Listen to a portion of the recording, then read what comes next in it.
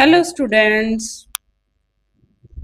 Seventh class अभी तक अपन ने 7 क्वेश्चन कर लिए थे। अब नेक्स्ट क्वेश्चन से हम स्टार्ट करेंगे। ये असाइनमेंट नंबर 2 ही है और नेक्स्ट क्वेश्चन हमारा 8th। इसके अंदर हमने ढूंढना है कौन सी स्टेटमेंट हमारी करेक्ट है। तो which statement is a correct. सबसे पहले all green plants can prepare their own food, मतलब जितने भी ग्रीन प्लांट्स है सारे अपना खाना खुद बनाते हैं। तो ठीक है ये वाली स्टेटमेंट।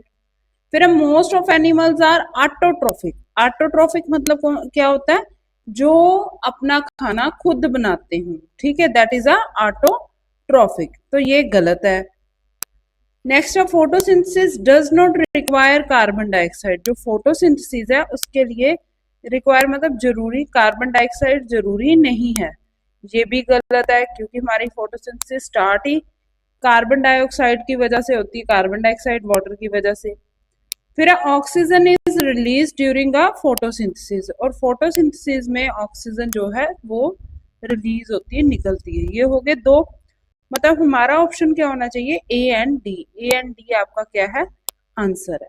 ठीक है, चलो नेक्स्ट क्वेश्चन पे। नेक्स्ट क्वेश्चन है Bharat saw plants in the garden with green red yellow leaves. कि भारत ने अब गार्डन में डिफरेंट डिफरेंट टाइप के लीव्स देखे, जो थे ग्रीन कलर के, रेड कलर के, येलो कलर के। If red leaves contain the pigment anthocyanin, मतलब जो अपनी रेड लीव्स है उनमें एंथोसाइनिन हो। पिगमेंट मतलब जो उन्हें कलर प्रोवाइड करे। ठीक है, yellow leaves contain xanthophyll, then which pigment is present in a green leaves।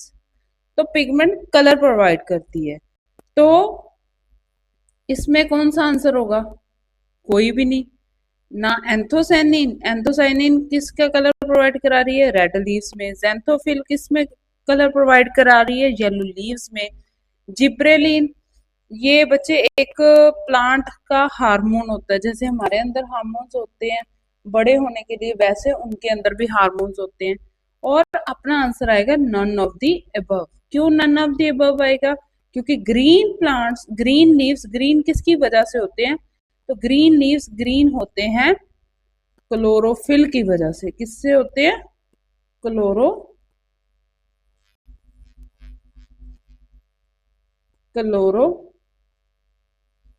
की वजह से। ठीक है, तो क्लोरोफिल लिखा ही नहीं है तो इसलिए आंसर भी नहीं होगा। नेक्स्ट है 10th question. One night sorry, one night Harpreet dreamed that all plants on earth stopped synthesizing। कि एक रात सारे प्लांट्स जो होते हैं, एक रात वो सोच रहा था हरप्रीत कि जो अर्थ पे सारे प्लांट्स होते हैं वो फोटोसिंथेसिस क्या कर देते, बंद कर देते रात को। If this really happen which gas in the atmosphere would decrease first. कहते तो क्या होगा, कौन सी गैस जो है वो एटमोस्फेयर में डिक्रीज हो जाएगी सबसे पहले। तो आंसर बताओगे आप, सोचो जरा कौन सी गैस होगी। आप क्या करो, पॉज कर लो, पॉज करके सोचो कि क्या होगा। देखो, आप पॉज करो और सोचो कि क्या होगा, फिर अपन एक्सप्लेन करते हैं। चलो पॉज करने से पहले ये सोच देखो, हमें प्लांट्स को क्या चाहिए, कार्बन डाइऑक्साइड, है ना, प्लस वाटर। किसके लिए, फोटोसिंथेसिस करने के लिए। ठीक है, तो क्लोरोफिल भी आ गया तो लाइट भी आ गई, है ना। अब वो कह रहे हैं कि एक रात के लिए जो प्लांट्स हैं वो फोटोसिंथेसाइजिंग स्टॉप कर दें अर्थ पे, तो कौन सी गैस क्या होगी, डिक्रीज हो जाएगी। ठीक है, उसके बाद ग्लूकोज निकलेगा। ठीक है, प्लस ऑक्सीजन आपकी क्या होगी, रिलीज होगी। अब सिंथेसाइजिंग बंद हो जाएगी तो क्या होगा? कार्बन डाइऑक्साइड एटमॉस्फेयर में यूज नहीं होगी, बट हम लोग तो सांस ले रहे हैं, एनिमल सांस ले रहे हैं, व्हीकल चल रहे हैं, तो कार्बन डाइऑक्साइड क्या होगी? कॉन्टिन्यूसली रिलीज हो रही है। ठीक है, क्योंकि हम लोग ऑक्सीजन लेते हैं, जो एनिमल्स है वो भी ऑक्सीजन लेते हैं, बर्ड्स भी लेते हैं, फिर कंबशन के लिए भी ऑक्सीजन की जरूरत होती है, तो ऑक्सीजन क्या हो रही है? यूज हो रही है। ठीक है, अब पॉज करो और सोचो। होप आप लोगों ने पॉज कर लिया होगा, तो आपको समझ भी आ गया होगा कि जो चीज यूज होगी डिक्रीज तो वही होगी ना बच्चे, है ना? तो ऑक्सीजन गैस क्या हो जाएगी? डिक्रीज हो जाएगी। चलो नेक्स्ट क्वेश्चन पे चलते हैं। Agriculture scientist took a soil sample from the similar field with different crop and measure a nitrogen level. कि एग्रीकल्चर खेती बाड़ी के जो डॉक्टर होते हैं, साइंटिस्ट होते हैं बच्चे, उन्होंने क्या किया? एक सैंपल लिया। ठीक है, सैंपल लिया। कैसा सैंपल लिया? Two similar fields with different crops.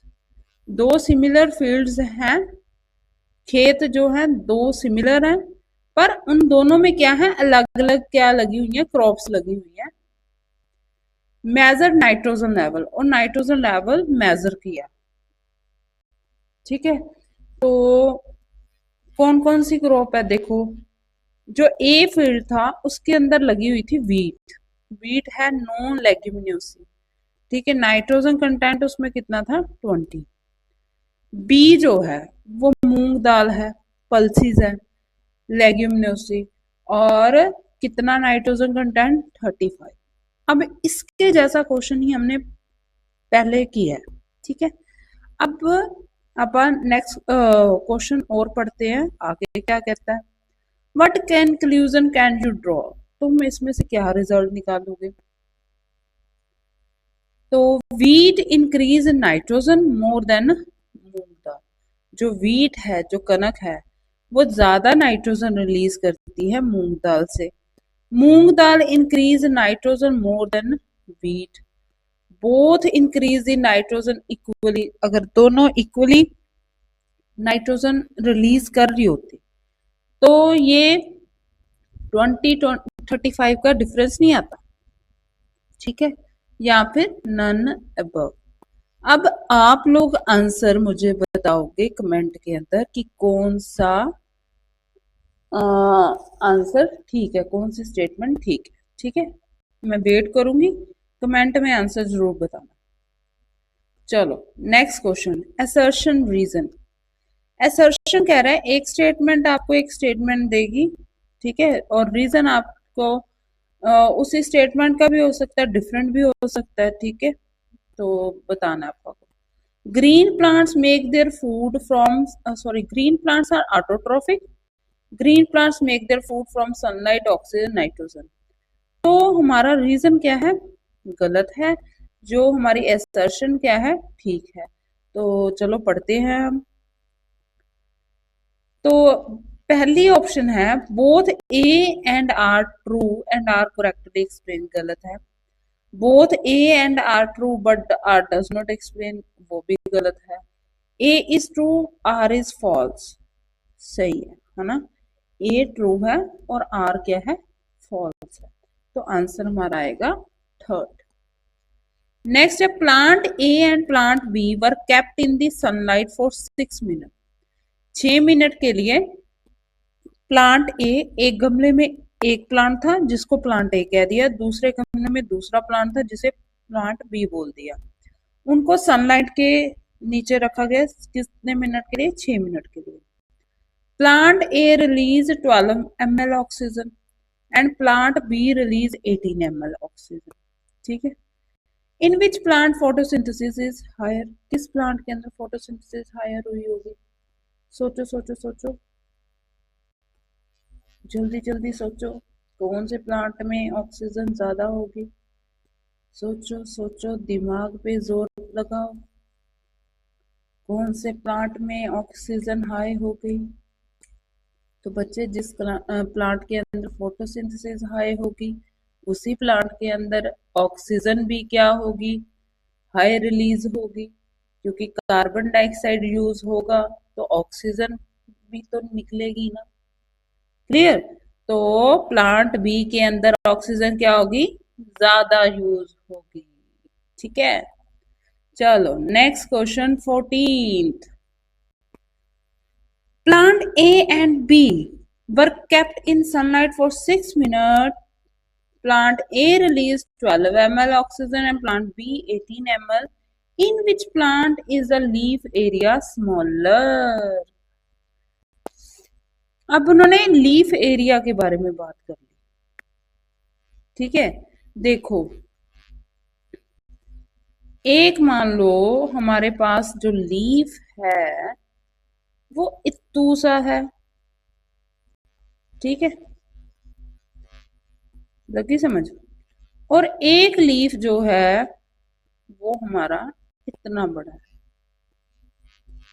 ठीक है, मतलब इसका एरिया ज्यादा है एज कंपेयर टू इट, तो इसके अंदर क्लोरोफिल कंटेंट भी ज्यादा होगा।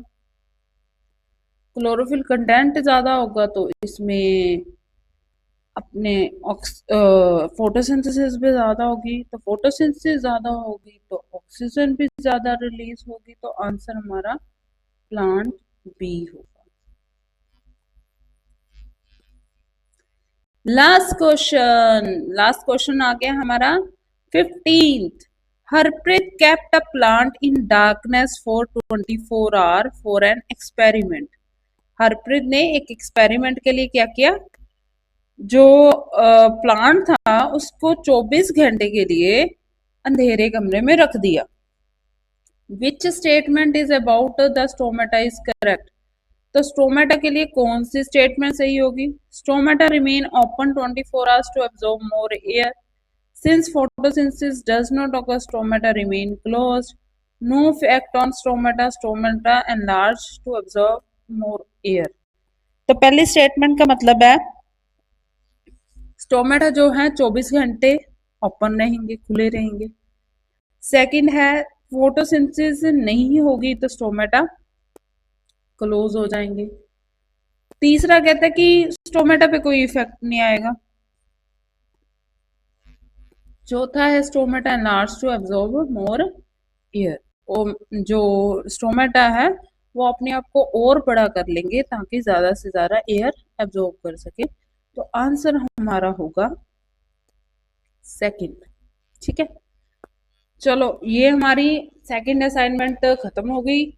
थर्ड हम कल स्टार्ट करेंगे, और अच्छे से पढ़ना, और जो क्वेश्चन का आंसर मैंने कमेंट में पूछा है वो जरूर देना, चाहे गलत दो सही दो कोई बात नहीं, सोचो और समझो और आंसर दो। ठीक है, okay bye, have a nice day.